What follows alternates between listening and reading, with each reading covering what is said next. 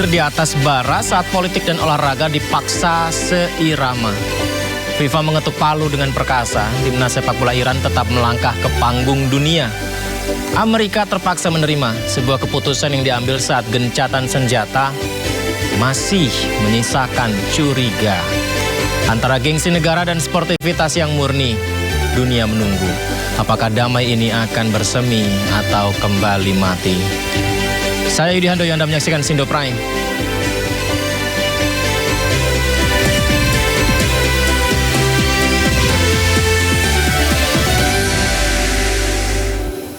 Angkatan Laut Iran gelar upacara pengibaran bendera di Pulau Hormuz. Upacara dilaksanakan dalam rangka Persian Gulf Day.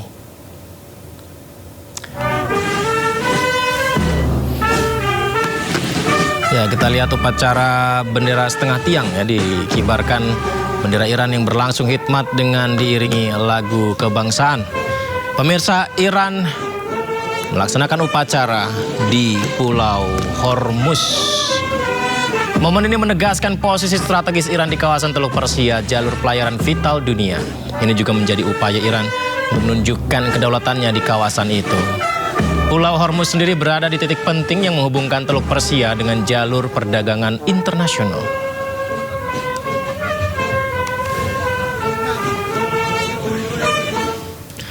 Sementara itu, blokade Selat Hormuz yang diberlakukan oleh Amerika Serikat dan Iran berdampak ke masyarakat global. Hal ini membuat PBB mendesak kedua belah pihak membuka lagi Selat Hormuz demi keberlangsungan ekonomi global.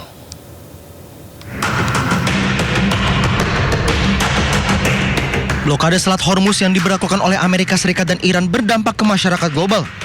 Penutupan ini membuat sejumlah aspek terhambat. Rantai pasokan global terganggu hingga memicu guncangan ekonomi seketika.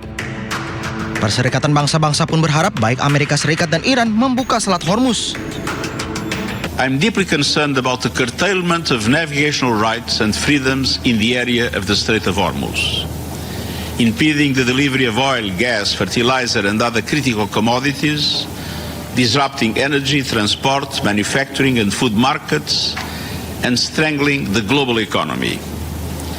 As with every conflict, the whole of humanity is paying the price, even if a few are reaping huge profits. The pain will be felt for a long time. Sementara itu, Pakistan sebagai negara yang menjadi mediator Amerika Serikat dan Iran menegaskan kelanjutan upayanya untuk meredakan ketegangan di Timur Tengah dan berkomitmen terhadap stabilitas regional dan perdamaian internasional. Ladies and gentlemen, Pakistan's constructive diplomatic engagement, supporting de-escalation, ceasefire efforts, and the broader pursuit of stability between the United States and Iran continued. Our sustained interaction with both Washington and Tehran was maintained in the last 2 weeks. Pakistan remained committed to regional stability and international peace, reflecting our preference for principled, dialogue-oriented diplomacy and addressing complex geopolitical challenges and managing festering disputes. Tanda-tanda Amerika Serikat dan Iran berdamai saat ini belum terlihat, namun proses komunikasi disebut masih terus berlanjut secara intensif. Ribuan warga Iran turun ke jalan di Teheran, Iran menunjukkan dukungan pada pemimpin tertinggi Iran, Mujtaba Khamenei. Ribuan pendukung membawa bendera nasional dan potret pemimpin revolusioner. Mereka mengucapkan sumpah setia, meneriakkan slogan, menyatakan setia kepada Mujtaba Khamenei, dan mereka menggenggam bendera Iran.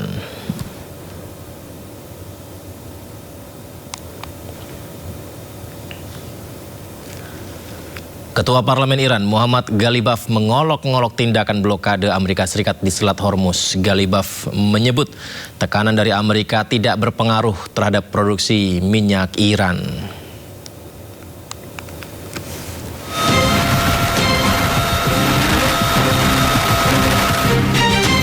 Ketua Parlemen Iran, Muhammad Ghalibaf, mengejek blokade Amerika Serikat di Selat Hormuz. Ia mengatakan produksi minyak Iran tidak terpengaruh oleh tindakan Amerika dan harga minyak justru meningkat.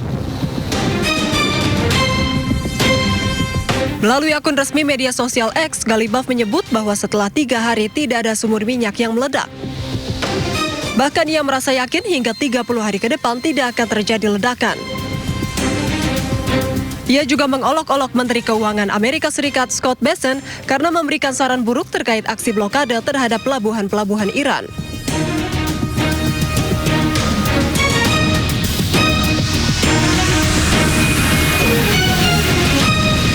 Sebelumnya, 52 kapal Iran dilaporkan telah melintasi blokade yang diberlakukan Amerika Serikat di perairan Iran dalam kurun waktu 72 jam. Dilansir dari media Timur Tengah, Middle East Monitor, berdasarkan data pelacakan satelit, kapal-kapal tersebut termasuk 31 kapal tanker minyak dan 21 kapal kargo. Diketahui Korps Garda Revolusi Islam mengumumkan pada 2 Maret bahwa Selat Hormuz telah ditutup untuk lalu lintas maritim.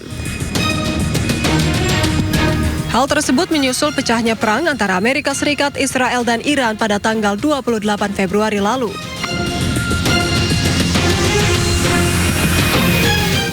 Pejabat pertahanan Amerika Serikat menyebut dana yang telah dihabiskan untuk perang di Iran mencapai 25 miliar dolar Amerika. Namun pejabat itu tidak merinci poin-poin apa saja yang masuk dalam perkiraan biaya yang telah digunakan. Pejabat Departemen Pertahanan Amerika Serikat mengungkap serangan Amerika Serikat di Iran sejak akhir Februari lalu telah menelan biaya hingga 25 miliar dolar Amerika atau setara sekitar 432,5 triliun rupiah. Ini merupakan pengungkapan untuk pertama kalinya dana perang di Iran oleh pejabat publik di Amerika Serikat.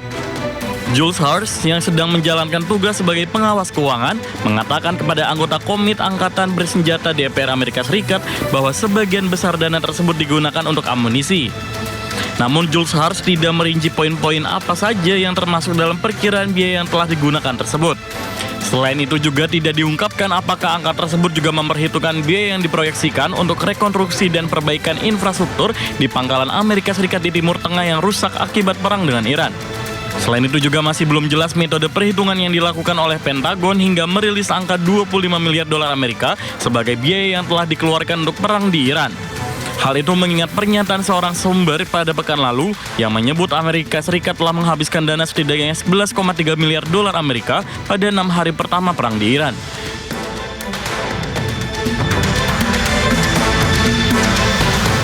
Namun Menteri Luar Negeri Iran Abbas Araghchi membeberkan biaya yang dihabiskan Amerika Serikat dalam memerangi Iran mencapai 4 kali lipat dari klaim Amerika.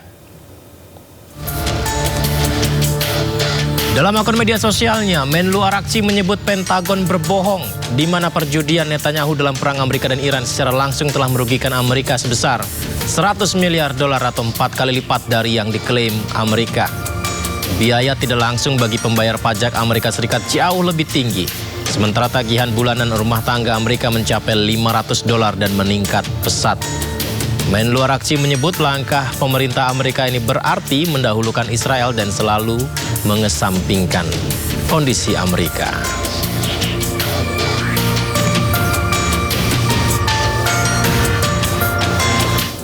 Pemimpin tertinggi Iran Mujtaba Khamenei mengklaim Amerika Serikat mengalami kekalahan memalukan. Khamenei juga mengatakan babak baru di Selat Hormuz akan segera dimulai.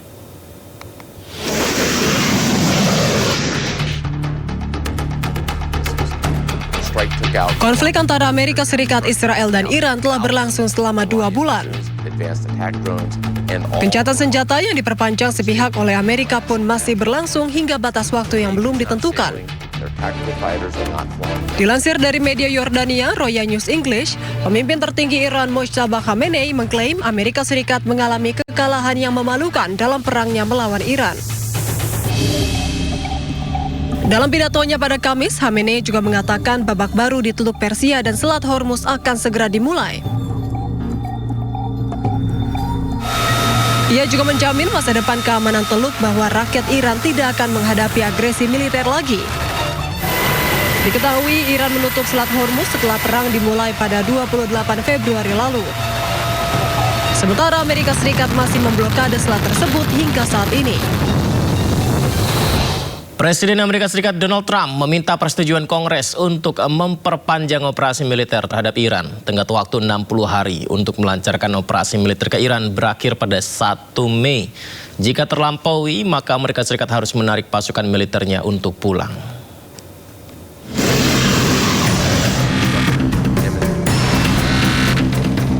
Tenggat waktu 60 hari untuk melancarkan operasi militer terhadap Iran akan berakhir Jumat 1 Mei. Batas waktu ini dihitung dari hari pertama Presiden Amerika Serikat Donald Trump memberitahukan operasi militer kepada Kongres, yakni pada 28 Februari lalu. Berdasarkan Undang-Undang Perang AS tahun 1973, kewenangan Presiden untuk melibatkan negara dalam perang jika tanpa persetujuan Kongres dibatasi hanya 60 hari. Presiden Trump harus mendapat persetujuan Kongres jika ingin melanjutkan operasi militer lebih dari 60 hari.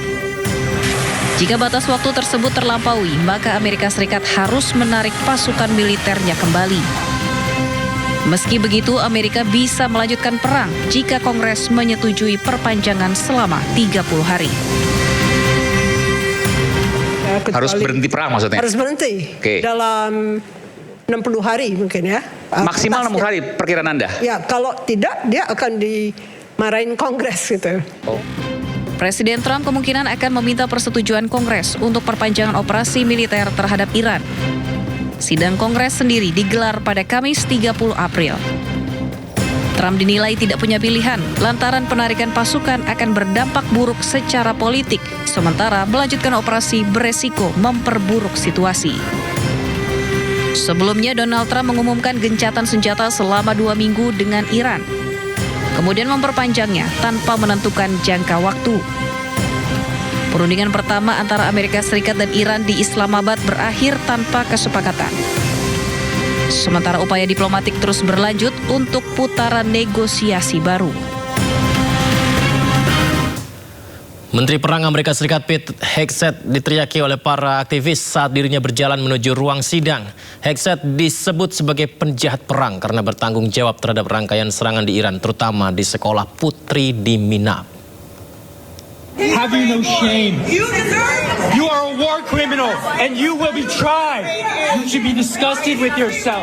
Menteri Perang Amerika Serikat Pete Hegseth menghadiri sidang Komite Angkatan Bersenjata DPR AS. Hegseth diteriaki sebagai kriminal perang oleh para aktivis saat dirinya berjalan menuju ruang sidang. Para aktivis mempertanyakan keputusan Menteri Perang meluncurkan serangan ke sekolah putri di Minab, Iran hingga keputusannya untuk melanjutkan perang. Mereka juga menyebut bahwa Hegseth pantas untuk ditangkap. How many American service members have to die for Israel? Diketahui Komite Angkatan Bersenjata DPR AS menggelar sidang dengar pendapat dengan Menteri Perang Pete Hegseth terkait dengan perang Iran di Gedung Capitol Washington DC, Amerika Serikat pada hari Rabu. Serangan udara kembali menyasar sebuah permukiman warga di Lebanon Selatan. Sejumlah kota turut terdampak akibat 2 misil milik Israel.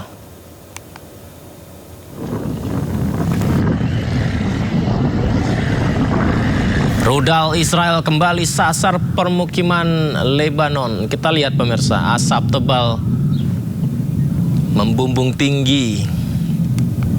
Jadi asap ini dari ledakan yang berasal dari misil milik tentara Israel. Jadi misil itu menghantam kota Homin Al-Fouka di Lebanon. Yang artinya banyak warga sipil tinggal di sana. Menurut media setempat, serangan tersebut juga menghantam kota Forun. Ya pemirsa, serangan-serangan yang menyasar permukiman warga sipil ini telah melukai beberapa orang.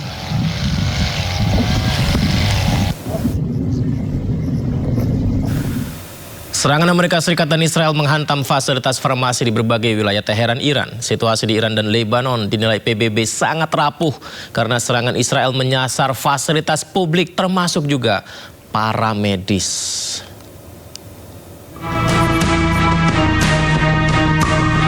Amerika Serikat dan Israel terus menggempur serangan ke fasilitas medis dan farmasi di Teheran, Iran. Hal ini membuat ribuan warga kehilangan akses pengobatan. Iran kecam tindakan Israel yang menyerang fasilitas farmasi. Serangan udara berkepanjangan terhadap target militer dan sipil Iran semakin menekan sistem layanan kesehatan negara yang sudah rapuh.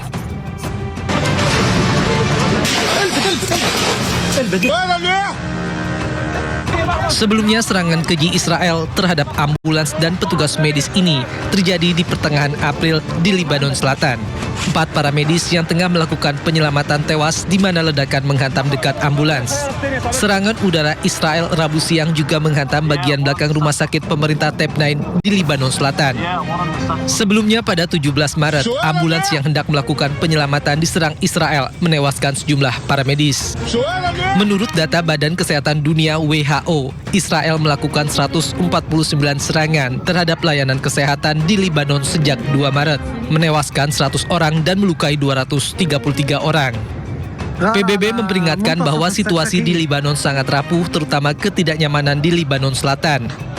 3 para medis tewas dalam 2 serangan udara Israel terhadap sebuah bangunan di daerah Tafri, Rabu siang.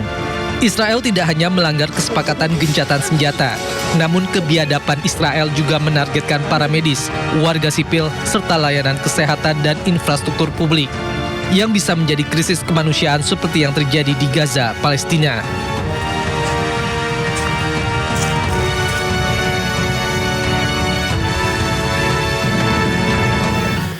Duka mendalam menyelimuti Lebanon Selatan. Sebuah prosesi pemakaman berubah menjadi simbol pilu konflik berkepanjangan saat korban sipil kembali berjatuhan di tengah meningkatnya ketegangan Israel dan Hizbullah.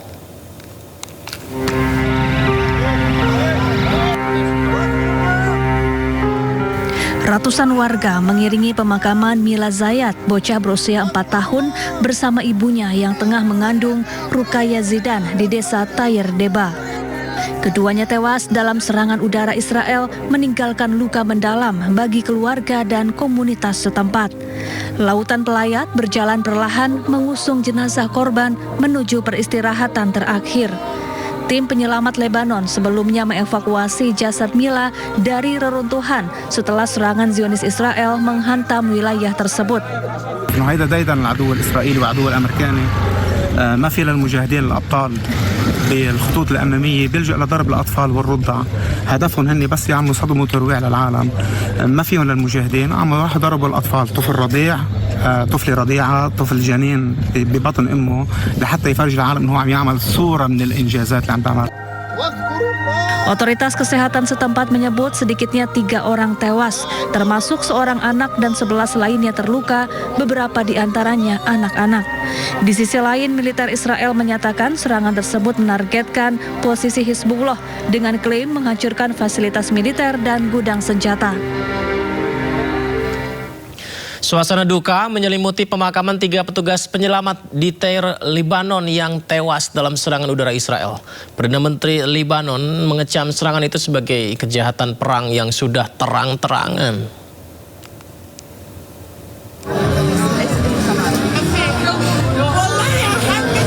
Warga di kota Tire, Lebanon menggelar prosesi pemakaman bagi 3 anggota tim pertahanan sipil Lebanon yang gugur dalam serangan udara oleh Israel. Suasana duka menyelimuti prosesi pemakaman ketiga petugas penyelamat. Ratusan warga menghadiri prosesi pemakaman sebagai tanda penghormatan terakhir. Diketahui ketiganya menjadi korban dalam rentetan serangan di kota Majd al-Zun saat tengah mengevakuasi korban luka dari serangan sebelumnya. Kementerian Kesehatan Lebanon menyebut para petugas sempat terjebak di bawah reruntuhan bangunan akibat serangan kedua sebelum akhirnya dinyatakan meninggal dunia. Perdana Menteri Lebanon Nawaf Salam menyebut serangan terhadap petugas penyelamat sebagai pelanggaran serius hukum internasional dan mengecamnya sebagai kejahatan perang terang-terangan. Sementara itu, otoritas setempat melaporkan total 9 orang tewas dalam insiden tersebut, termasuk 3 petugas penyelamat. Sejak eskalasi konflik antara Hizbullah dan Israel kembali memanas sejak awal Maret, lebih dari 2.500 orang dilaporkan tewas, termasuk tenaga medis, petugas penyelamat hingga perempuan dan anak-anak. Akibat serangan udara Israel, wilayah Al-Khaim di Lebanon Selatan mengalami kehancuran dan hanya tersisa puing bangunan saja. Situasi di wilayah Lebanon Selatan semakin memprihatinkan dan menunjukkan kehancuran begitu masif. Permukiman warga sipil mengalami kerusakan parah akibat serangan udara militer Israel. Hampir seluruh bangunan rata dengan tanah dan lingkungan yang tak lagi layak huni. Penghancuran ini menjadi gambaran nyata dampak konflik terhadap wilayah sipil di mana kehidupan masyarakat berubah drastis dalam waktu singkat.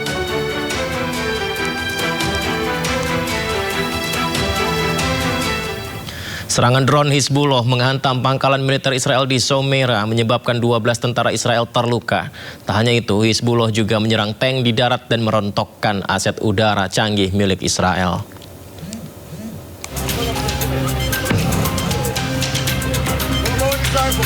Hizbullah melancarkan serangkaian serangan presisi menggunakan drone termasuk penggunaan teknologi serat optik pertama yang berhasil menembus wilayah perbatasan dan menghantam pangkalan militer Israel di Somera. Dalam rangkaian operasi yang berlangsung Kamis, Hizbullah tidak hanya menyerang tank di darat namun juga berhasil merontokkan aset udara canggih milik Israel. Sebuah drone FPV bermuatan peledak menghantam pangkalan militer Israel dengan telak di Somera. Drone tersebut menghantam kendaraan lapis baja hingga terbakar hebat. Hizbullah menargetkan 2 tank Merkava menggunakan 2 drone serang dan berhasil mengenai sasaran secara langsung. Militer Israel mengakui 12 tentara mereka terluka akibat insiden ini. Hizbullah juga menyerang kerumunan tentara Israel di pos militer Balat yang baru didirikan di Lebanon Selatan dengan sejumlah drone serang.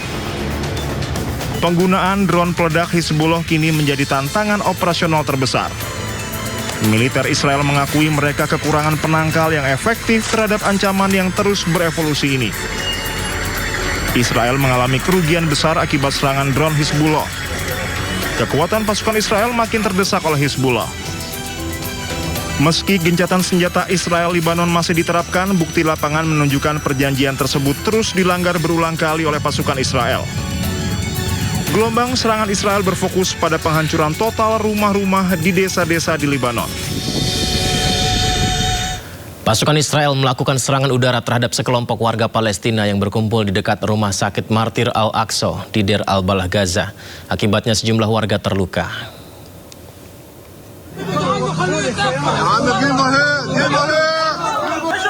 Serangan yang mengakibatkan sejumlah korban mengalami luka serius membuat warga panik. Para korban luka dilarikan ke rumah sakit Martir Al-Aqsa untuk mendapatkan perawatan. Menurut Kementerian Kesehatan Palestina, serangan Israel menewaskan lebih dari 800 warga dan melukai lebih dari 2.300 warga sejak gencatan senjata yang sebenarnya sudah diberlakukan pada Oktober 2025.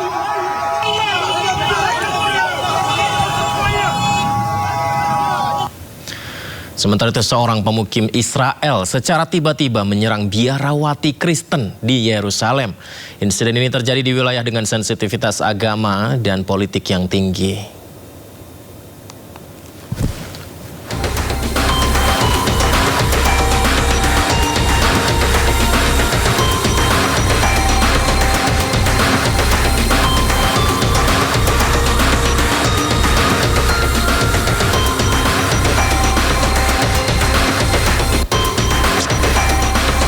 Pemirsa, kita bisa lihat sebuah video memperlihatkan penyerangan oleh pemukim Israel terhadap seorang biarawati. Aksi agresif pelaku mendorong tiba-tiba korban hingga tersungkur. Bahkan pelaku kembali lagi dan menendang korban yang sudah terjatuh.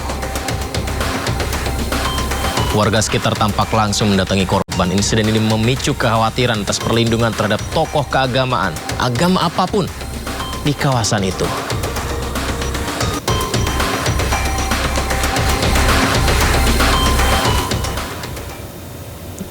Korban perang yang adalah anak-anak juga terjadi di wilayah Al-Jabal, kota Jebchit, Lebanon Selatan. 5 anggota di sebuah keluarga meninggal dunia bersamaan dalam serangan udara Israel.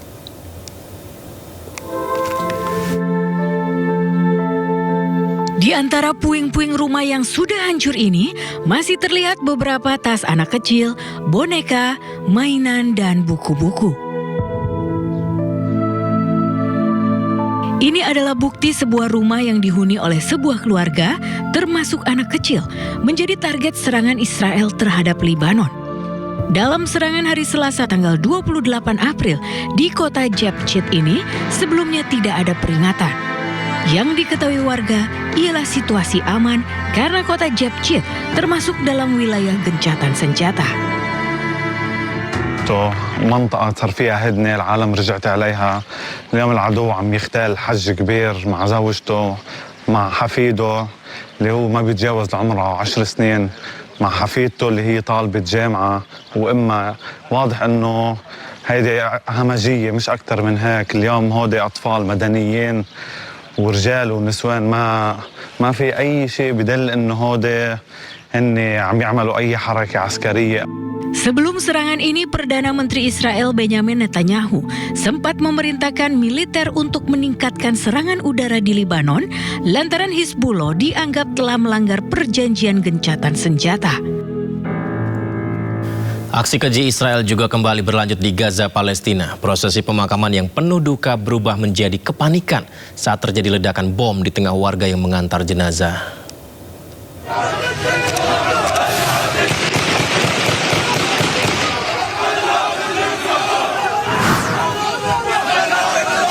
Sebuah momen pilu di Gaza berubah menjadi menegangkan ketika warga yang sedang mengantar jenazah menuju pemakaman dikejutkan ledakan bom yang dilakukan tentara Israel. Suasana duka seketika berubah menjadi kepanikan. Sementara beberapa warga yang merekam kejadian tersebut menangkap detik-detik peristiwa terjadi.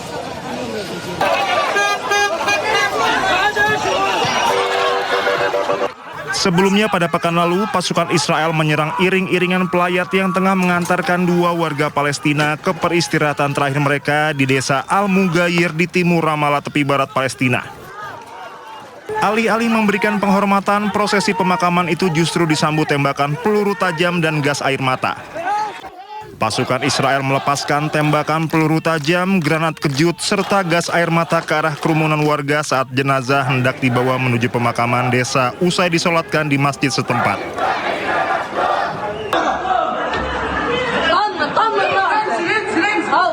Kedua jenazah yang dimakamkan adalah Aus Hamdi Al-Nasan, seorang remaja putra 14 tahun, dan Jihad Marzuk Abu Naim, 32 tahun. Keduanya kehilangan nyawa sehari sebelumnya ketika sekelompok pemukim Israel melakukan serangan di sebuah sekolah menengah laki-laki di desa tersebut. Insiden di Al-Mughayir ini bukanlah peristiwa tunggal, melainkan bagian dari eskalasi kekerasan yang terus meningkat di wilayah pendudukan tepi barat. Sepanjang Maret 2026 terjadi 1.819 serangan yang melibatkan pasukan keamanan maupun pemukim Israel. Pola serangan ini terkonsentrasi di titik-titik rawan seperti Hebron, Nablus, dan Ramallah. Intensitas serangan yang menyasar fasilitas publik seperti sekolah, rumah sakit, dan bahkan prosesi pemakaman menunjukkan adanya tekanan sistematis terhadap warga Palestina di wilayah tepi barat. Di saat komunitas internasional menyerukan deeskalasi, realitas di lapangan justru menunjukkan wajah yang berbeda. Ruang aman bagi warga sipil bahkan dalam suasana berkabung sekalipun kian menyempit. Bagi warga Al-Mughayir, hari Rabu itu semestinya menjadi momen perpisahan terakhir bagi Aus dan Jihad.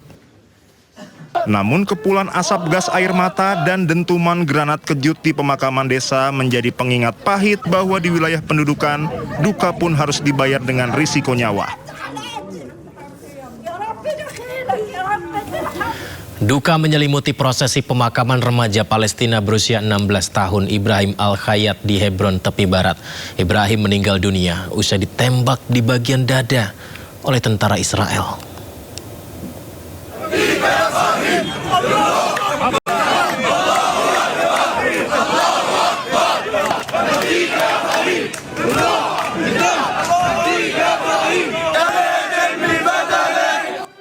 Suasana duka menyelimuti prosesi pemakaman seorang remaja Palestina di Hebron, tepi barat.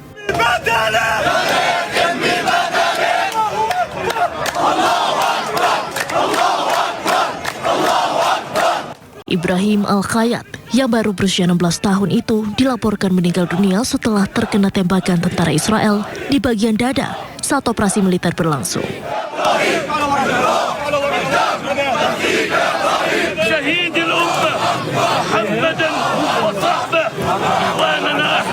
Pihak militer Israel menyebut pasukan melepaskan tembakan setelah sejumlah warga Palestina melemparkan batu ke arah mereka. Jenazah Ibrahim kemudian dibawa oleh pelayat menuju tempat peristirahatan terakhir, diiringi suasana duka mendalam dari keluarga, kerabat, teman sekolah, dan warga sekitar. Bagi keluarga dan kerabatnya, Ibrahim dikenang sebagai remaja yang penuh semangat dan ceria. Ia juga dikenal sebagai remaja yang mencintai olahraga. Kepergian Ibrahim menambah daftar korban jiwa di wilayah tepi barat akibat serangan brutal Israel. Militer Israel mencegat dan menahan kapal bantuan kemanusiaan Global Sumut Flotilla GSF di perairan internasional. Kapal-kapal ini dihentikan paksa dengan todongan senjata serta komunikasi yang diputus.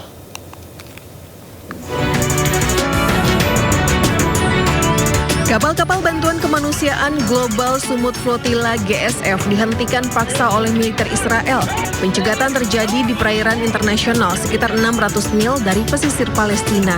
Sekitar 50 kapal, 3 diantaranya kapal dari Indonesia, dihentikan saat ingin membawa bantuan kemanusiaan untuk Gaza. Greek Coast Guard, Greek Coast Guard, Greek Coast Guard. Here. We are followed by drones for several hours now and possibly surrounded by unknown military vessels. Can you copy us? Over. Ini adalah bagian dari serangkaian misi kemanusiaan Global Sumut Flotilla untuk menebus blokade Israel. Sebelumnya insiden serupa juga pernah terjadi pada Oktober 2025 di mana sejumlah aktivis ditahan Israel. FIFA pastikan Iran bakal tampil di Piala Dunia 2026. Seperti apa nantinya gelaran pesta sepak bola ini saat perwakilan dua negara berseteru bertemu di lapangan hijau? Diskusinya usai jeda di Sindu Prime.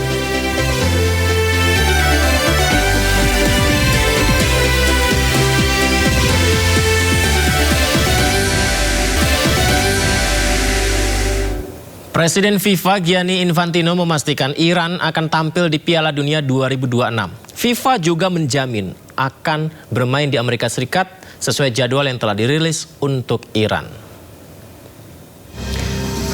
Jadi keikutsertaan Iran di Piala Dunia 2026 jadi salah satu hal yang terus diperbincangkan dalam beberapa waktu terakhir. Hal itu tidak lepas dari masalah serangan Amerika Serikat dan Israel ke Iran yang kemudian dibalas oleh Iran. Dan dalam FIFA Kongres di Vancouver, Kanada, Infantino kembali menegaskan Iran tetap tampil di Piala Dunia 2026. Dalam drawing yang telah dilakukan, Iran ditempatkan di grup G bersama Belgia, Mesir, dan Selandia Baru. Kemudian grup I akan dimainkan di Seattle, Inglewood, dan Vancouver. Pernyataan resmi FIFA berisi, Iran akan berpartisipasi di Piala Dunia 2026 dan mereka akan bermain di Amerika Serikat. Affirming straight away for those who maybe want to say something else or want to write something else that of course Iran will be participating at the FIFA World Cup 2026.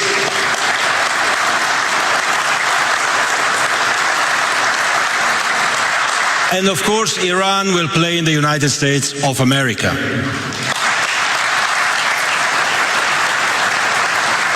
And the reason for that is very simple, dear friends, is because we have to unite.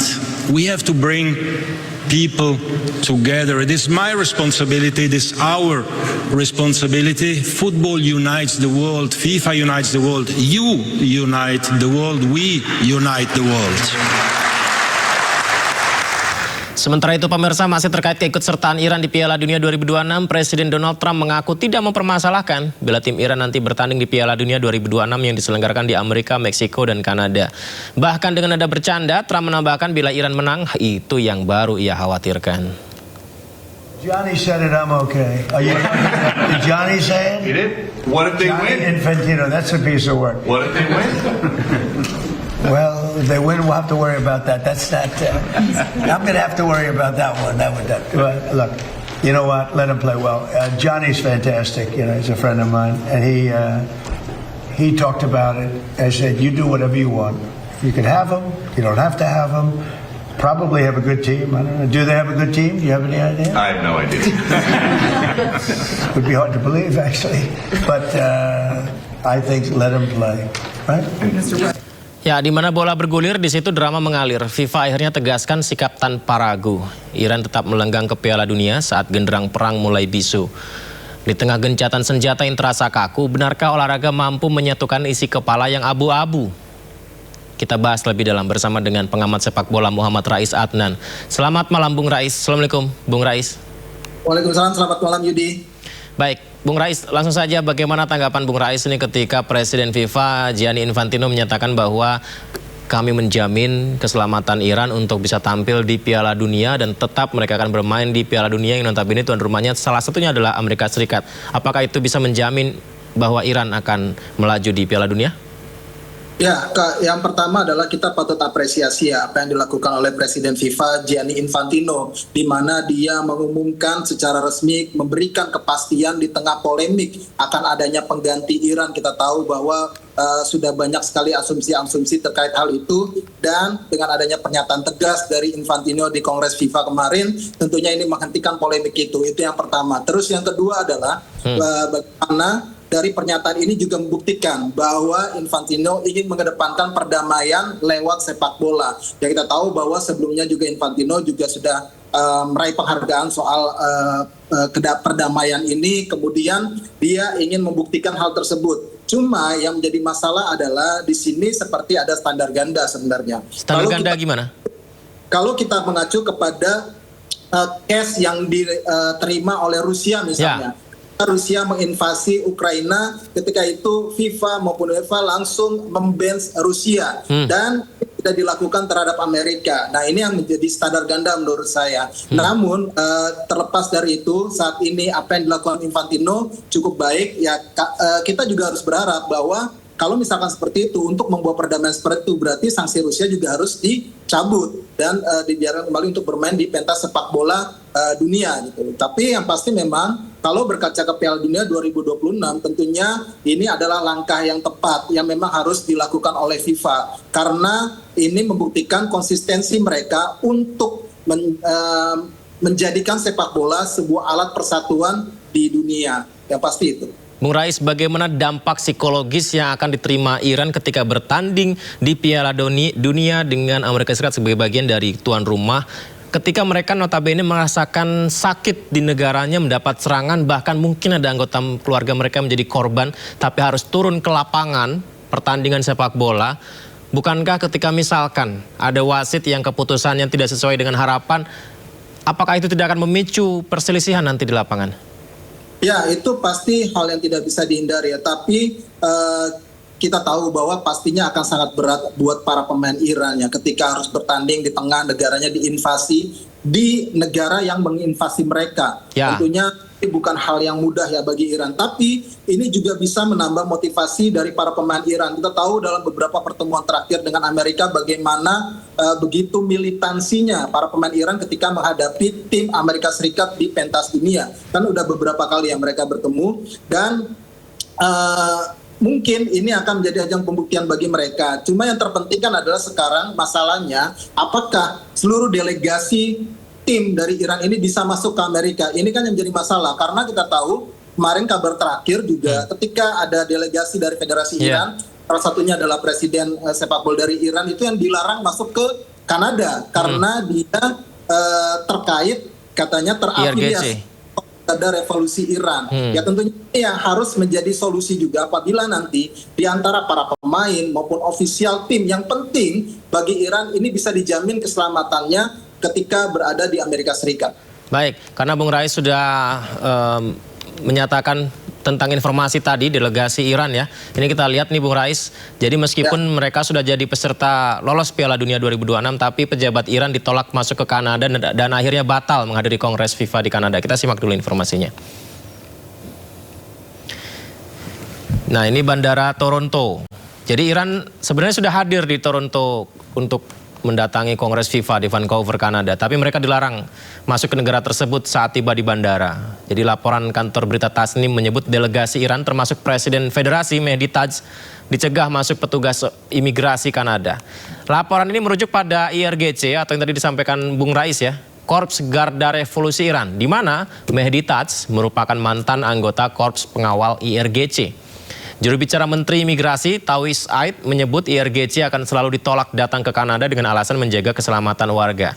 Dan ini juga menarik pemirsa, karena alasan tersebut ternyata juga dipakai FIFA, di mana Iran diperkenankan ikut Piala Dunia asal tidak menyertakan anggota yang terkait IRGC atau Garda Revolusi Iran. Nah, Bung Rais, pertanyaannya bagaimana memastikan apakah delegasi atau pengurus federasi Iran atau pemain timnas Iran atau supporter mereka ketika datang menonton Piala Dunia tidak terkait garda, ini tolak ukurnya apa? Bukankah akan menjadi sangat sulit untuk bisa memastikan mana yang boleh dan mana yang tidak kalau misalkan seperti itu alasannya soal garda tadi, Bung Rais? Ya, kalau kita bicara terkait dengan negara adidaya seperti Amerika Serikat, saya yakin mereka sudah punya database soal itu. Mereka pun sudah punya daftar list pasti orang-orang yang terafiliasi dengan Korps Garda Revolusi Iran. Cuma kan yang jadi masalah apabila nanti para pemain ataupun official team yang mungkin terafiliasi dengan Korps Garda Revolusi Iran itu harusnya bisa ikut tapi tidak jadi ikut. Nah, ini akan jadi masalah dan di sini akan terjadi negosiasi pasti antara FIFA dengan Iran untuk terkait kepartisipasian Iran di Amerika Serikat nanti. Dan yang saya baca juga dari berbagai media bahwa sebenarnya FIFA kan juga sudah mengajak berbicara secara khusus Federasi Sepak Bola Iran ke FIFA setelah mereka gagal untuk datang ke Kanada kemarin di Kongres kemarin, dan FIFA secara khusus dalam beberapa hari ke depan mengundang Federasi Sepak Bola Iran untuk membahas hal ini secara lebih detail, dan di situ masih kita akan tunggu soal negosiasi mengenai hal ini. Apakah FIFA dapat menjamin semua tim tanpa terkecuali untuk bisa datang ke Amerika Serikat, atau harus mengikuti aturan tetap dari negara tersebut, bagian dari Korps Garda Revolusi Iran itu tidak bisa masuk ke Amerika Serikat. Nah, kalau sudah seperti itu, ini bola sudah tinggal di tangan Iran. Apakah mereka mau mengikuti aturan tersebut atau regulasi tersebut, atau mereka memilih untuk tidak ikut sama sekali kalau misalkan itu terlaksana. Bung Rais, Iran itu berada di grup G ya, Bung Rais ya? Ya, di grup G bersama Belgia, Mesir, dan Selandia Baru, begitu ya? Betul. Kemudian Amerika Serikat sendiri ini di grup D, benarkah? Ya, betul sekali. Amerika berada di grup D bersama dengan Paraguay, Australia, dan Turki. Nah, pertanyaannya bagaimana ketika kan berarti kan disorotkan timnas Amerika dan timnas Iran. Kalau misalkan pertandingan mereka berlangsung lolos fase grup, apakah ada kemungkinan mereka bertemu, dan bagaimana konsekuensinya ketika timnas Amerika Serikat melawan timnas Iran di pertandingan resmi FIFA yang kita tahu sekarang sedang memanas hubungan politiknya? Ya, kalau di fase gugur memang ada kemungkinan ya bertemu kalau misalkan mereka sampai ke babak, kalau saya tidak salah mungkin ke babak 16 besar atau ke babak perempat final, malah justru baru akan bertemu jika memang kedua tim lolos melaju jauh sampai seperti itu. Tapi yang sekarang adalah kita tahu bahwa secara track record memang Iran adalah tim paling sering ataupun paling rajin mewakili Asia di Piala Dunia. Tapi mereka juga sulit untuk ataupun tidak pernah lolos dari fase grup. Ya, ini juga menjadi masalah secara track record. Apalagi di tengah kondisi yang seperti saat ini, secara psikologis tentunya para pemain juga pastinya akan terpengaruh ya. Tapi yang saya lihat kemungkinan besar para pemain Iran kalau memang jadi main diberikan kesempatan, mereka pastinya akan termotivasi tinggi untuk memberikan pembuktian sekaligus bisa menjadi obat pelipur lara bagi masyarakat Iran yang saat ini sedang berduka. Akhirnya kan pasca pertandingan, maksud saya pasca gencatan senjata Amerika Serikat dan Iran ini kan ada sudut pandang yang terpeta-petakan ya Bung Rais ya. Ini di luar olahraga. Tapi kan mau tidak mau hal itu juga akan terasa di pertandingan Piala Dunia karena mereka mewakili negaranya masing-masing begitu. Apakah Anda sependapat untuk tidak mencampur adukan politik dalam dunia olahraga, dalam hal ini adalah sepak bola, akan tetapi supporternya punya pandangan juga, pemain-pemainnya punya pandangan juga, sehingga mungkin itu akan berpengaruh di pertandingan sebuah Piala Dunia. Apakah Anda sepakat dengan pernyataan itu? Ya, saya sepakat ya, apapun itu memang tidak bisa dicampur adukan antara politik dengan sepak bola. Tapi politik di dalam sepak bola itu tidak bisa dihindari. Kita tahu dalam sepak bola itu juga bisa menyuarakan hal-hal politik. Saya contohnya misalkan banyak sekali supporter-supporter di Eropa ataupun di dunia lah yang mendukung soal Free Palestine misalnya. Ya tentunya ini adalah bentuk sikap politik yang diberikan oleh supporter, walaupun secara regulasi juga kalau ada yang seperti itu ada beberapa asosiasi ataupun kompetisi yang memberikan sanksi. Tapi yang jelas memang sepak bola adalah alat yang memang bisa saya bilang yang paling mujarab mungkin saat ini untuk bisa berbicara kepada dunia, untuk bisa disorot secara lebih luas tentang kampanye maupun mungkin segala macam aktivitas yang bisa berkaitan dengan kemanusiaan, itu kampanye-kampanye positif gitu. Tapi yang mana saat ini memang kalau saya lihat ya memang sepak bola tidak bisa dihindari dari adanya politik. Apakah dunia masih tetap menyoroti tentang bagaimana standar ganda yang Bung Rais sampaikan tadi tidak diterapkan Amerika ini? Kalau kita lihat sejarah sebelumnya dengan yang diterapkan kepada Rusia ketika invasi ke Ukraina, mereka di-ban begitu ya oleh FIFA, tapi ini tidak berlaku dengan Amerika Serikat. Nah, kita tahu bahwa juga nanti Bung Rais ini akan ada pemilihan lagi presiden FIFA berikutnya. Apakah ini juga dalam jadi salah satu strategi dari Infantino untuk bisa meraih suara dari hal tersebut? Bagaimana Anda melihat antara ini akan menguntungkan dia tetap memastikan Iran tampil sebagai dia bisa tetap dapat suara di pemilihan nanti, atau publik juga akan tetap menyoroti dari standar gandanya tadi, Bung? Ya, pastinya akan ada ya, tetap ada suara-suara kritis seperti itu ya soal standar ganda itu, walaupun memang sejauh ini sekarang mungkin masih dalam hal ataupun batas yang minor ya, masih minoritas. Tidak terlalu sering untuk diungkit lagi. Dari Rusianya pun tidak mungkin saat ini juga tidak terlalu mempermasalahkan ya mempermasalahkan. Mereka tetap berjalan sesuai dengan yang telah ada sekarang. Mereka tetap bisa mungkin melakukan sepak bola di dalam negerinya sendiri. Tapi yang pasti ini seperti kata Yudi tadi, bisa jadi memang akan mengangkat pamor ataupun popularitas dari Gianni Infantino apabila bisa berhasil mendatangkan Iran tetap bermain di Amerika Serikat. Itu pasti akan berpengaruh terhadap elektabilitasnya nanti di 2027. Walaupun saat ini memang Infantino adalah kandidat paling kuat menurut saya, kandidat paling favorit untuk dipilih kembali pada Kongres FIFA di Maroko nanti pada 2027.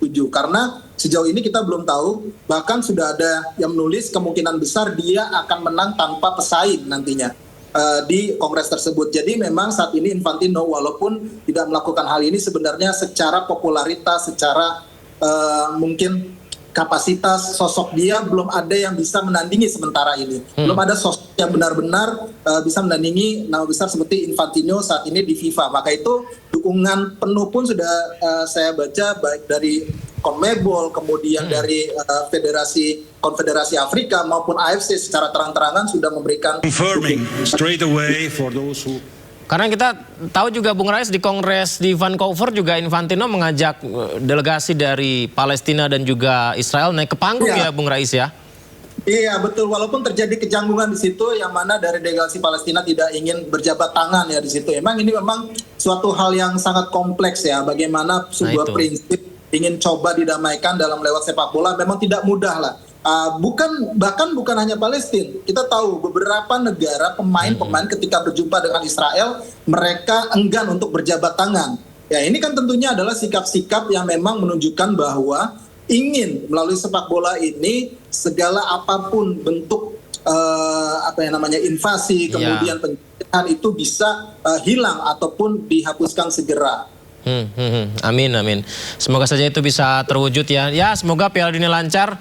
Kita berharap juga timnas kita juara AFF ya, Bung Rais ya. Amin. Amin. Tadinya ke juara AFF ya. Ya udah ini kemarin FIFA Matchday ya kemarin kita belum tuh. Semoga saja ke depan makin berprestasi sepak bola kita. Bung Rais, makasih banyak sudah berbincang. Selamat malam. Assalamualaikum. Ya pemirsa, informasi berikutnya seperti yang juga tadi disampaikan oleh Bung Rais Adnan ya, bahwa Kongres FIFA di Kanada ini sempat panas. Presiden Asosiasi Sepak Bola Palestina Jibril Rajoub menolak berjabat tangan dengan pejabat sepak bola Israel Basim Sheikh Suleiman. Nah ini nih Infantino. Jadi sisi yang sebelah kanan layar kaca Anda ini adalah Presiden Asosiasi Sepak Bola Palestina Jibril Rajoub ya diminta berjabat tangan dengan pejabat sepak bola Israel Basim Sheikh Suleiman. Tapi tidak mau. Federasi Sepak Bola Palestina menolak berfoto. Jadi momen penolakan foto ini terjadi setelah keduanya berpidato di hadapan para delegasi. Kemudian Infantino nggak tahu ya, mungkin inisiatif ingin mengundang keduanya berdiri di panggung bersamaan, tapi delegasi Palestina mencium Infantino, pipi Infantino dan langsung pergi. Jadi Rajab menolak ajakan tersebut dan menolaknya dengan Rajab untuk berjabat tangan dengan pejabat sepak bola Israel. Bahkan Rajab berteriak, kami menderita, kami menderita. Lalu menolak halus ajakan Presiden FIFA Infantino di panggung.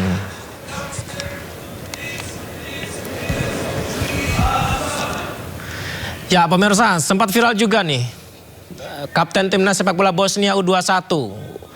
Jadi dia menolak bersalaman dengan para pemain Israel, dilewatin begitu saja. Jadi Mohamed Buljubasic lewat begitu saja di depan pemain saat sesi salaman. Peristiwa ini terjadi dalam laga Israel U21 melawan Bosnia Herzegovina U21 pada kualifikasi Piala Eropa U21 2027. Hasil pertandingan 0-0. Sejumlah atlet memang melakukan aksi ini bukan berarti mencampur adukan politik dan olahraga. Tapi sepertinya dunia juga sudah melihat ya situasi sebenarnya di Gaza. Ya, lagi-lagi kecelakaan terjadi di perlintasan kereta. Mobil rombongan pengantar haji tertabrak kereta, 4 penumpang tewas. Usai jeda di Sindo Prime.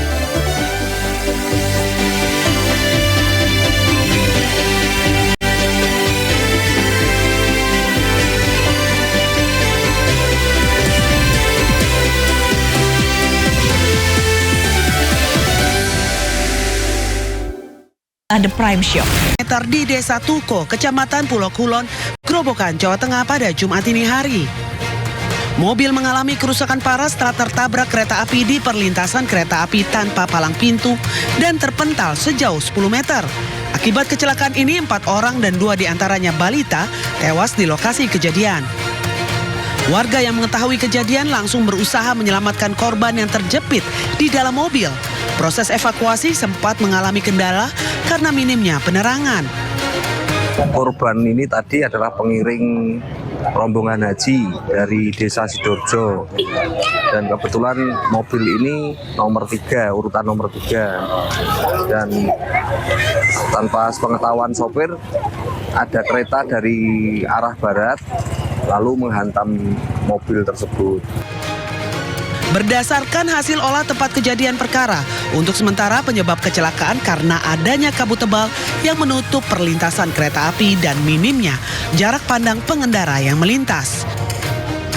Hasil olah TKP sementara, jadi untuk kejadian laka diakibatkan jarak pandang terbatas akibat kabut sehingga KBM Avanza yang saat itu ingin mau melintas di perlintasan berpalang pintu swadaya, sehingga bersamaan dari arah barat ke timur ada KA Argo Bromo Anggrek yang saat itu tidak terlihat. Para korban keluarga dari jamaah haji? Betul sekali. Keempat korban tewas masih berada di kamar jenazah dan 5 korban luka mendapatkan perawatan intensif di UGD RSUD Dr. Suyati, Purwodadi, Grobogan, Jawa Tengah. Perlintasan tanpa palang pintu ini merupakan jalur ramai yang menjadi akses utama warga untuk beraktivitas. Tidak adanya palang pintu dan petugas jaga dari PT KAI membuat jalur menjadi rawan kecelakaan. Dari Grobogan, Jawa Tengah, Rustaman Nusantara, iNews melaporkan. Kecelakaan kereta di stasiun Bekasi Timur resmi naik ke tahap penyidikan. Terungkap sopir taksi listrik yang diduga jadi pemicu kecelakaan ternyata baru 2 hari kerja. Polisi melakukan olah TKP, pemeriksaan saksi, pengumpulan barang bukti, serta pendalaman rekaman CCTV. 24 orang dimintai keterangan oleh polisi dan 7 lainnya menjalani pemeriksaan di KCI Pusdal Sopska 1 Stasiun Manggarai. Mereka terdiri dari Kapusdal, petugas pengatur perjalanan kereta api, petugas sinyal, masinis KRL komuter, masinis dan asisten masinis Argo Bromo Anggrek, serta pengendali sinyal. Polisi juga memeriksa sopir taksi listrik yang diduga juga memicu kecelakaan, ternyata baru 2 hari bekerja.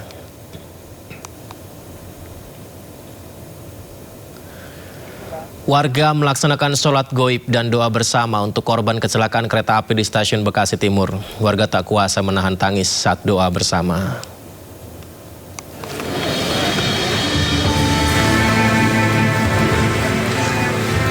Untuk mengenang dan mendoakan 16 korban meninggal dalam peristiwa kecelakaan maut antara komuter lain dan Argo Bromo Anggrek, ratusan warga dan pemerintah Kota Bekasi menggelar sholat goib dan juga doa bersama. Hapuskanlah kesalahan-kesalahan saudara-saudara kami. Isak tangis warga pun tak terbendung saat lantunan doa diucapkan. Seorang warga bahkan pingsan tak kuasa menahan haru kesedihan. Selain mendoakan korban, warga juga melakukan tabur bunga di halaman stasiun. Duka mendalam juga dirasakan para pengguna kereta. Bahkan sebagian penumpang juga memberikan buket bunga disertai tulisan doa untuk para korban tewas dalam kecelakaan. Ya, alhamdulillah hari ini kita mengadakan doa bersama untuk mengenang para syuhada pada kecelakaan Argo Bromo Anggrek dan KRL. Dan ini merupakan suatu upaya kita agar supaya nantinya bersama-sama dengan seluruh masyarakat kita mendoakan mereka yang berbuat juga keluarga kita. Untuk mencegah kecelakaan yang sama kembali terulang, Pemkot Bekasi berencana akan membangun flyover pada tahun ini dan menutup perlintasan Ampera dan perlintasan tidak resmi. Dari Bekasi, Jawa Barat, Rahmat Hidayat, iNews melaporkan. Dirut PT KAI Bobi Rashidin menegaskan tidak membedakan laki-laki atau perempuan dalam urutan gerbong kereta seperti yang diusulkan Menteri PPPA Arifah Fauzi. Sang Menteri kemudian meminta maaf setelah usulan pemindahan gerbong perempuan ke tengah dianggap kurang tepat.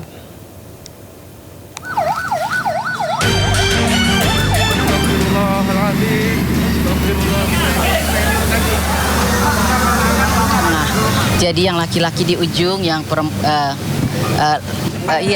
depan belakang itu laki-laki, jadi yang perempuan di tengah. Usulan pemindahan gerbong KRL perempuan ke tengah oleh Menteri Pemberdayaan Perempuan dan Perlindungan Anak Arifah Fauzi menjadi polemik dan menjadi perbincangan di media sosial. Namun, Dirut PT KAI, Bobi Rashidin tegaskan pihaknya tidak membedakan gender dalam pembagian urutan gerbong. Ini gerbong perempuan, seperti yang saya sampaikan tadi, kita tidak membedakan dan tingkat keselamatan tidak kita bedakan antara gender perempuan dan gender laki. Ya. Yang kedua adalah selama ini kami melakukan pemisahan itu karena ada beberapa aspek. Aspek pertama adalah supaya tidak terjadi yang namanya harassment. Yang kedua adalah memberikan kemudahan akses untuk para perempuan atau para wanita juga. Yang ketiga adalah memberikan security yang lebih. Karena itu kan lebih dekat dengan penjaga yang ada di itu, maka dari ujung ke ujung. Sama, makasih semuanya. Sehari setelah usulkan pemindahan gerbong ke tengah, Menteri PPA kemudian meminta maaf. Arifah sadar pernyataannya kurang tepat. Saya menyadari bahwa pernyataan tersebut kurang tepat. Untuk itu, saya memohon maaf sebesar-besarnya kepada seluruh masyarakat, khususnya kepada para korban dan keluarga korban yang merasa tersakiti atau tidak nyaman atas pernyataan tersebut. Bekasi Timur. Kecelakaan kereta api di stasiun Bekasi Timur terjadi pada Senin malam. Akibat kecelakaan itu, 16 orang meninggal dunia. Sementara penyebab kecelakaan masih diinvestigasi KNKT. Tim Liputan iNews melaporkan.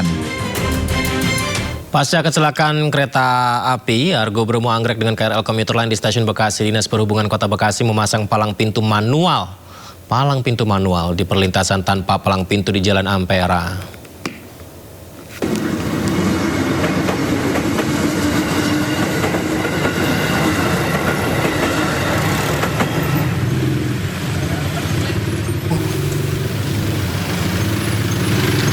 Seperti inilah pemirsa palang pintu manual yang baru dipasang di Ampera.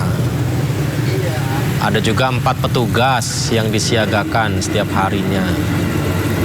Pengamanan dilakukan mulai pukul 5 pagi hingga 22.00 waktu Indonesia Barat, menyesuaikan jadwal perjalanan kereta terakhir. Dinas Perhubungan juga akan memasang alarm dengan radius hingga 500 meter sebelum kereta melintas. Pemerintah juga masih mengkaji opsi penutupan perlintasan atau pembatasan akses. Keputusan akan diambil berdasarkan hasil kajian teknis dan koordinasi dengan berbagai pihak termasuk Kementerian Perhubungan dan pihak kereta api.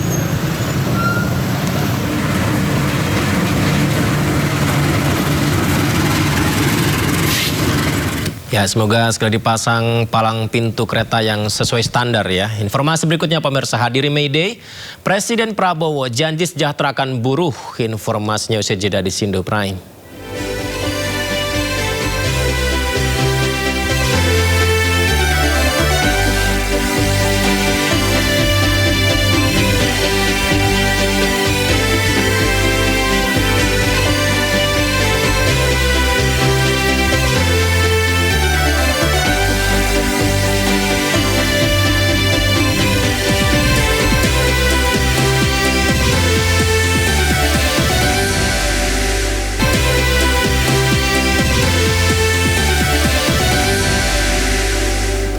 Kementerian Komunikasi dan Digital Komdigi mengidentifikasi sebaran video yang memuat narasi fitnah dan serangan personal ke kepala negara. Video itu diunggah Ketua Majelis Syuro Partai Umat. Inilah pernyataan dari Komdigi 1 Mei 2026 di akun media sosial Komdigi. Pemirsa, Mutia Hafid, Menteri Komunikasi dan Digital menyatakan bahwa salah satu video yang diunggah oleh Ketua Majelis Syuro Partai Umat itu berisi dugaan hoax, fitnah, serta mengandung ujaran kebencian yang diduga diarahkan ke kepala negara. Komdigi menilai ruang demokrasi digital merupakan ruang adu gagasan, bukan ruang memproduksi konten kebencian yang justru menyerang martabat manusia siapapun. Komdigi akan mengambil langkah-langkah sesuai undang-undang yang menyebut siapapun yang membuat dan ikut mendistribusikan, mentransmisikan video secara sadar telah melakukan pelanggaran hukum sebagaimana diatur dalam Undang-Undang ITE nomor 1 tahun 2024 pasal 27A dan pasal 28. Nah, ini dia pernyataan yang muncul dari Ketua Majelis Syuro Partai Umat Amin Rais memberikan sejumlah pendapatnya terkait persoalan akhlak pemimpin.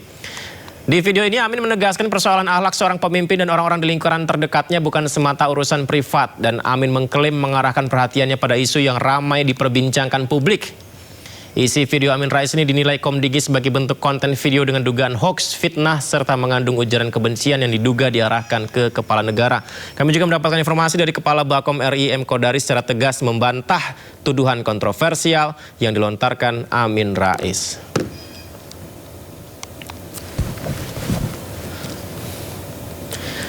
Peringatan Hari Buruh di kawasan Monas memicu kemacetan di sejumlah titik, diantaranya di Jalan Keramat Kuitang, Jakarta. Kendaraan memadati jalur menuju ke arah Monumen Nasional.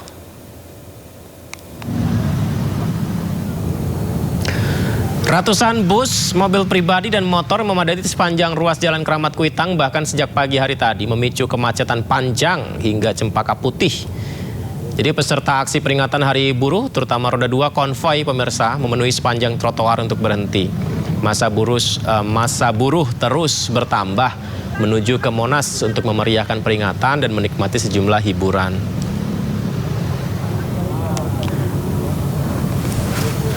Sementara itu, ribuan buruh dari luar Jakarta, kita lihat ini, juga melintasi Jalan Raya Kalimalang Bekasi menuju Jakarta. Jadi sebagian besar peserta aksi peringatan Hari Buruh menuju Monas menggunakan motor seperti yang kita lihat ini pemirsa. Jadi peserta aksi ini terdiri dari kelompok buruh di seluruh wilayah. Hari ini berkumpul di Monas menyampaikan aspirasi mereka. Selain itu dalam peringatan hari ini peserta juga disuguhi berbagai hiburan. Ada yang menarik pemirsa, perayaan Hari Buruh Internasional 1 Mei kembali digelar gegap gempita dengan panggung konser musik meriah. Kemudian di hadapan ribuan buruh, Presiden Prabowo Subianto menari dan berorasi memberi janji-janji menyejahterakan buruh. Mulai dari membangun hunian murah, kenaikan upah minimum, hingga menekan potongan aplikator ojek online.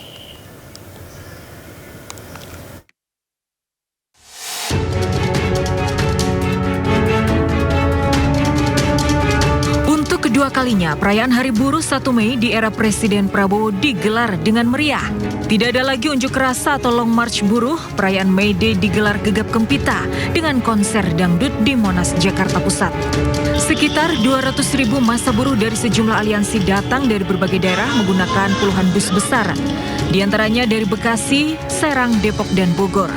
Sekitar pukul 9 pagi, Presiden Prabowo Subianto bersama jajaran menteri, ketua MPR dan ketua DPR tiba di panggung, disambut riuh massa.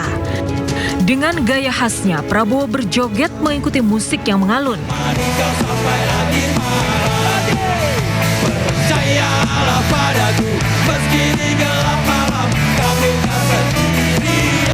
Perayaan May Day hari ini juga tidak ada orasi berkepanjangan dari para buruh.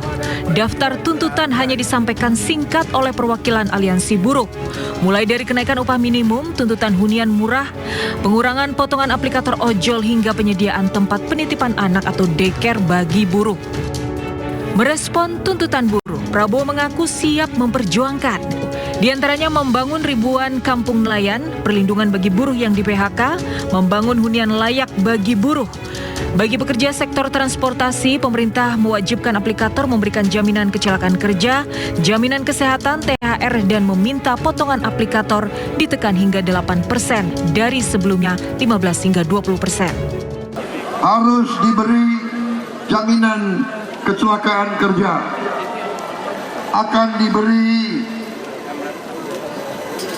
akan diberikan BPJS kesehatan, asuransi kesehatan.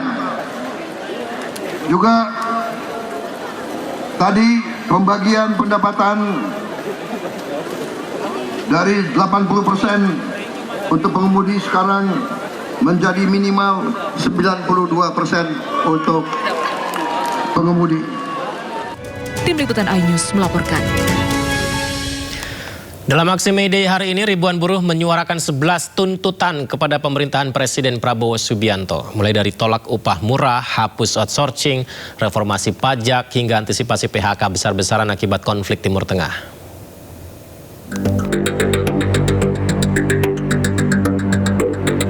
Hari ini ribuan buruh menggelar aksi Hari Buruh atau May Day di Monas, Jakarta Pusat. Para buruh akan berorasi menyuarakan 11 tuntutan kepada pemerintah. Di antaranya pertama, sahkan undang-undang ketenagakerjaan yang baru. Kedua, hapus outsourcing dan tolak upah murah.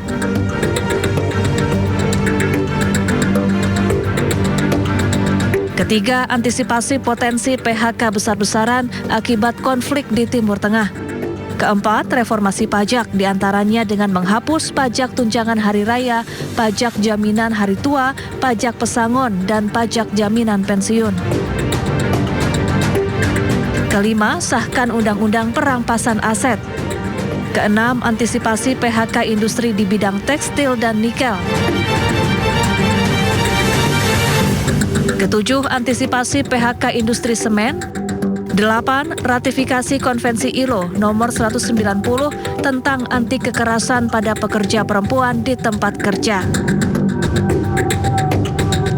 9. Turunkan pemotongan tarif ojek online menjadi 10%. 10. Revisi Undang-Undang Penyelesaian Perselisihan Hubungan Industrial yang lebih adil pada buruh. Dan ke-11, angkat guru dan pekerja honorer menjadi ASN, bukan sebagai P3K. Presiden Konfederasi Serikat Pekerja Indonesia sekaligus Presiden Partai Buruh Said Iqbal juga menyebut aksi buruh hari ini akan berjalan damai dan penuh sukacita. Tim Liputan iNews melaporkan. Usai pidato peringatan Hari Buruh, Presiden Prabowo Subianto memberikan kejutan unik ke buruh yang hadir di Monas. Kejutan apa itu? Ini dia, di atas panggung Presiden Republik Indonesia Prabowo Subianto membuka baju safari yang dipakainya dan melemparkannya ke arah buruh.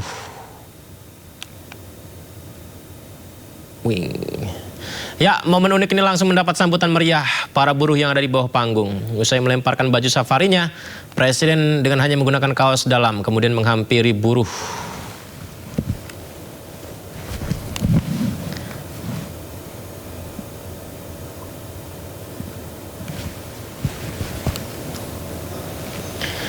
Informasi seputar haji kami hadirkan usai jeda, tetaplah bersama kami di Sindo Prime.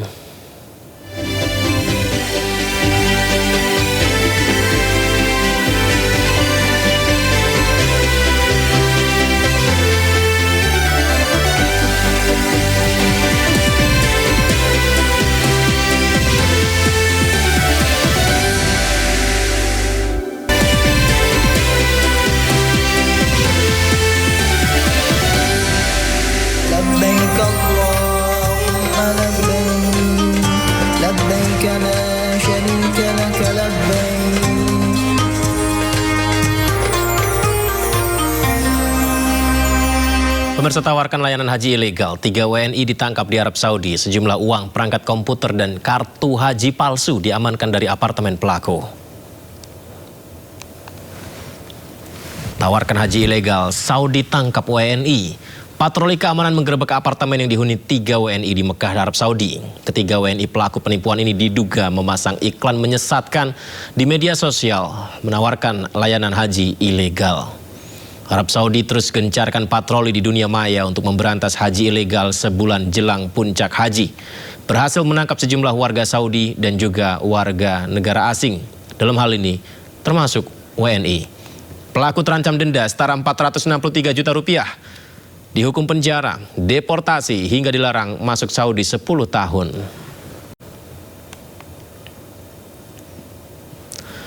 Pemirsa, rombongan jemaah calon haji embarkasi Surabaya asal Probolinggo, Jawa Timur mengalami kecelakaan.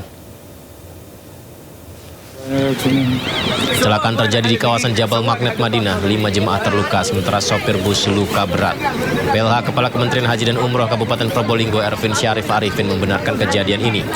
Menurutnya kecelakaan terjadi saat rombongan ziarah. Jumlah penumpang bus sekitar 45 orang.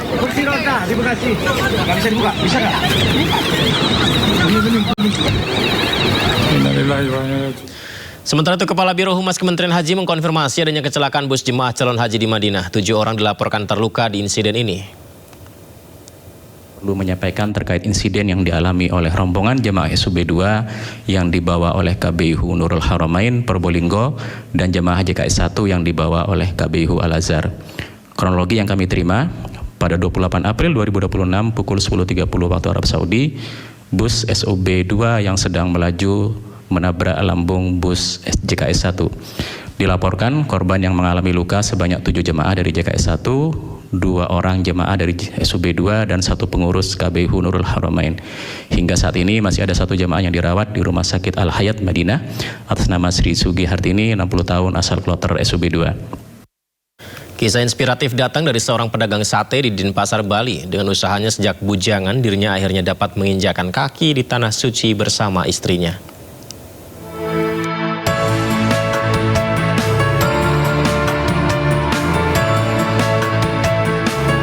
Inilah Paidi, seorang pedagang di Denpasar, Bali yang menjajakan sate lezat setiap harinya. Namun siapa sangka, sate-sate dijualnya dapat membawanya berhaji bersama istrinya Hamidah. Impian Paidi untuk menyempurnakan ibadahnya ini telah muncul sejak dirinya bujangan. Ia rutin mengumpulkan hasilnya berjualan mendorong gerobak sejak pukul 4 sore hingga 10 malam.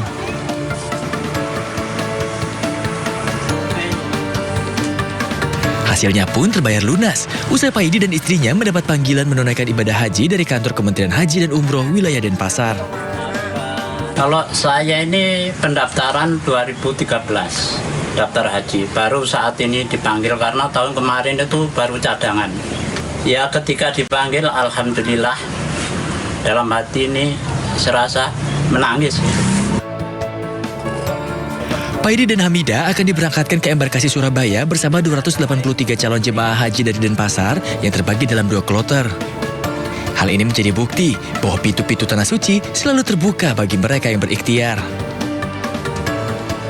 Dari Denpasar, Bali, Indira Ari, A-News melaporkan. Seorang kuli panggul di Blora, Jawa Tengah akhirnya mampu menunaikan ibadah haji setelah menabung selama 20 tahun. Dengan tekad yang kuat, dirinya mengumpulkan uang Rp4.000 setiap harinya.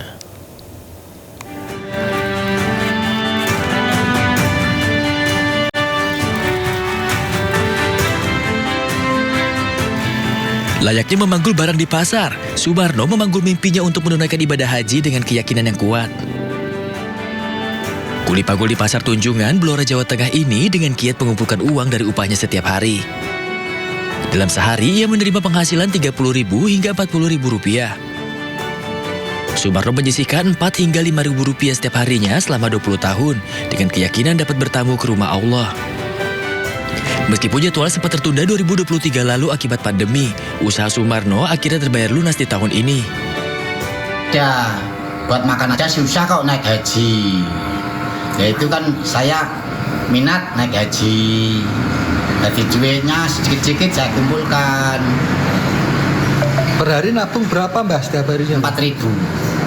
Selama berapa tahun itu untuk? Itu sekitar 20-an. Tak sendiri, Sumarno akan menunaikan rukun Islam yang kelima ini bersama istrinya. Dirinya dijadwalkan untuk bertolak ke Tanah Suci tanggal 5 Mei mendatang. Dari Blora, Jawa Tengah, Heri Purnomo, A-News melaporkan.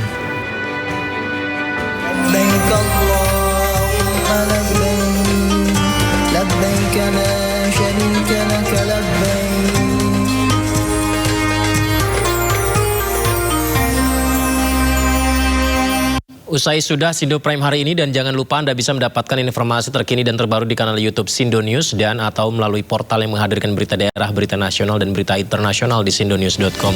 Saya Yudi Handoyo pamit undur diri. Terima kasih banyak, sehat selalu untuk Anda pemirsa. Sampai jumpa.